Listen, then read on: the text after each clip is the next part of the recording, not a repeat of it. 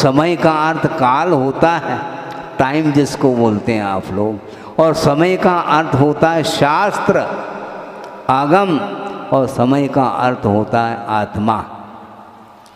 उस आत्म तत्व की पहचान करने के लिए हमें समय अर्थात आगम को खोल करके ध्यान पूर्वक पढ़ने की आवश्यकता है, और उसी के लिए समय का सदुपयोग करना अर्थात टाइम का सदुपयोग करना है।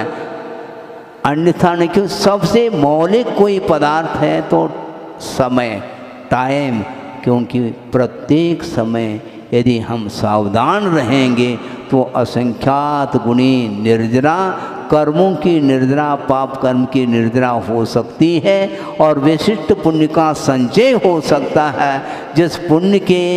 उदय में वह सामग्री मिल सकती है जो मोक्ष मार्ग की सामग्री,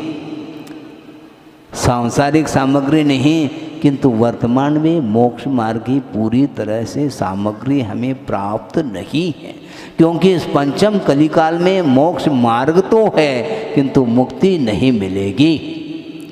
क्योंकि मोक्ष प्राप्त करने के लिए और विशिष्ट सामग्री की आवश्यकता है। चतुर्थ काल भी चाहिए,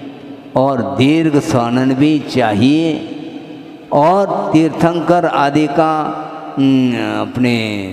सानिध्य आदि भी चाहिए, जिसके माध्यम से सम्यक दर्शन को क्षायिक के रूप में परिवर्तित किया जा सकता है। तो इस प्रकार के विशिष्ट मोक्ष मार्ग की सामग्री को प्राप्त करने के लिए ही हमें विशेष रूप से पुण्य का सासे पुण्य का संचय करना है। इसलिए हम लोगों के लिए गुरुदेव मिले हैं, हाँ, केवल मेरे लिए नहीं, सबके लिए मिले हैं।